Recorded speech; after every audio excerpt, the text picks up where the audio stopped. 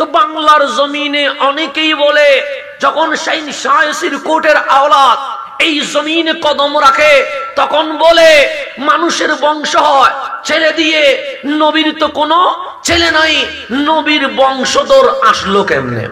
এই প্রশ্ন করে কি করে না করে? আপনাদেরকে ডিস্টার্ব করে আপনাদের কানে এসে বলবে, কিরে তোমার বংশ হয় ছেলে দিয়ে, ওর বংশ হয় ছেলে দিয়ে, মেয়ে দিয়ে তো কোনো বংশ হয় না।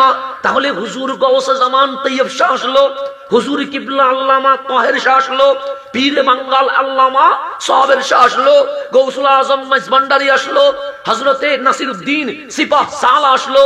আওলাদ রাসূল যে বলছো, নবীর তো ছেলে নাই, নবীর তো মেয়ে আছে, ফাতেমা, রুকায়া, উম্মে কুলসুম, নবীর আওলাদ হয় কেমনে? এরকম অনেক প্রশ্ন করে কি করে না করে? তখন উত্তর দিবেন, যুক্তির নাম ইসলাম নয়, দলিলের নাম ইসলাম। যুক্তির নাম কি নয়, দলিলের নাম। এখন নবীর যে আওলাদ, দলিল কি? এই বাংলার জমিনে সর্বপ্রথম আওলাদ রাসূল, ওনার নাম নাসিরউদ্দিন সিপাহ সালা, উনি হচ্ছেন প্রথম আওলাদ রাসূল। এই জমিনে এসেছেন, ওনার মধ্য দিয়ে এইভাবে করে সারা বাংলায় আমার হুজুর গৌসে জামান সহ আওলাদ রাসূলের বিচরণ ঘটেছে। একটু গভীর ভাবে খেয়াল করবেন। আমার নবীর ছেলে এই জমিনে বড় হয় নাই, কথা ঠিক। আমার নবীজি মক্কায়, আমার নবীকে আল্লাহ একটা সন্তান দিলেন, নাম কাসেম। সেই জন্য আপনি যখন দরুদে তাস পড়েন তখন বলেন আবুল কাসেম, মানে কাসেমের বাবা। কাসেমের বাবা হচ্ছে রহমতুল্লিল আলামিন। তো আল্লাহ বলেন, হাবিব দিলাম তো ছেলে, কিন্তু বয়স বড় হতে দেয় নাই, আপনার মতো উপযুক্ত হতে দেয় নাই। ছোট্ট থাকা অবস্থায় মালিক কাসেমকে নিয়ে গেছে। তাহলে মক্কায় রসুলের কোন ছেলে, আমার কামলিওয়ালা রসুল মদিনায় আসলেন, আমার নবীর ঘরে আর একটা ছেলে হলো। আমার রসুল বলেন, আমার বাবার নাম ইব্রাহিম, আমার ছেলের নাম হবে ইব্রাহিম, রাখলেন ইব্রাহিম। তখন মা ফাতেমাতুজ জাহরার ঘরে হাসানও আছে, হুসাইনও আছে। কামলিওয়ালা মসজিদে নববীর বারান্দায় বসে ডান কোলে হাসান আর বাম কোলে ইব্রাহিম, দুইজনকে নিলেন। একজন নবীর শাহজাদা, আরেকজন নবীর শাহজাদি, ফাতেমার শাহজাদা, দুইজনকে কোলে নিলেন। কোলে নেওয়ার পর রহমতুল্লিল আলামিন হুসাইনকে চুমু দিয়া বুকে লাগায়া মিটিমিটি হাসতেছেন, আবার ইব্রাহিমকে বুকে লাগায়া চুমু দিয়া মিটিমিটি হাসতেছেন। আমার নবী কাঁদে বেশি, হাসে কম। রসুলের জীবনী পড়বেন, সেখানে লেখা আছে কাসরাতুল বুকা, নবী কাঁদতেন বেশি, কিল্লাতুদ দাহক, হাসতেন কম। সেই জন্য রসুল হাসতেন কম, রসুলের হাসি নিয়ে কথা কম, রসুলের কান্না নিয়ে কথা বেশি। রসুল সকালেও কাঁদে, রসুল দুপুরেও কাঁদে, রসুল বিকেলেও কাঁদে, রসুল মাগরিবেও কাঁদে, রসুল এশায়ও কাঁদে।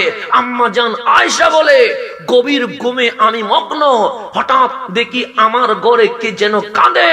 আমি মাথা তুলে দেখি কামলিওয়ালা বিছানায় নাই, তাহাজ্জুদের সিজদায় উম্মতের ভালোবাসায় সুখের পানি ছেড়ে দিয়েছে। তাহলে রসুল হাসেন কম, কাঁদেন।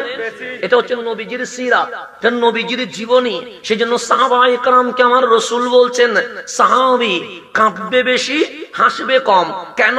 দুনিয়াতে বেশি হাসলে কবরে কাঁদতে হয়, দুনিয়াতে বেশি কাঁদলে কবর থেকে হাসর তক শুধু হাসতেই হয়। তো কবরে কান্না করার দরকার আছে না? কাঁদলে দুনিয়াতে কাঁদেন, কষ্ট পাইলে দুনিয়াতে পান। তা আল্লাহ যদি মুসিবত দেয় কখনো আপনি নারাজ হবেন না। কেন?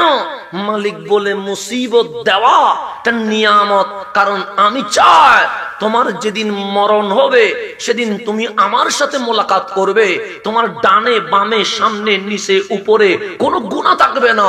যেভাবে মায়ের পেট থেকে দুনিয়াতে এসেছো মাসুম, আমি চাই বান্দা মাসুম হইয়া আমার মোলাকাত করবে।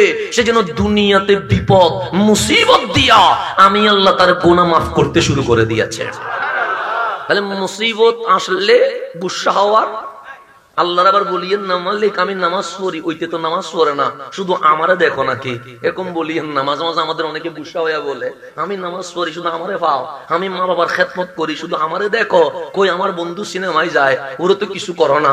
কই ও তো জেনা করে, ওরা তো কিছু করো না। ও তো প্রেম করে, ওরা তো কিছু করো না। ও তো মদ খায়, ওরা তো কিছু করো না। আর আমি ঠান্ডার মধ্যে ফজরের নামাজ পড়ি, আর বিপদ সব আমারে দাও। আল্লাহ বলে তোরে দেয় নাই, ওরে দিলাম না। কেন? ও গুনাহ করুক, গুনাহ বেশি হোক, জাহান্নামে দিও। তোরে তো আমি জান্নাতে দেওয়ার জন্য দুনিয়াতে মুসিবত দিয়া মাসুম বানায়া আমি আল্লাহ দিদারের জন্য প্রস্তুত করা শুরু করে দিয়েছি।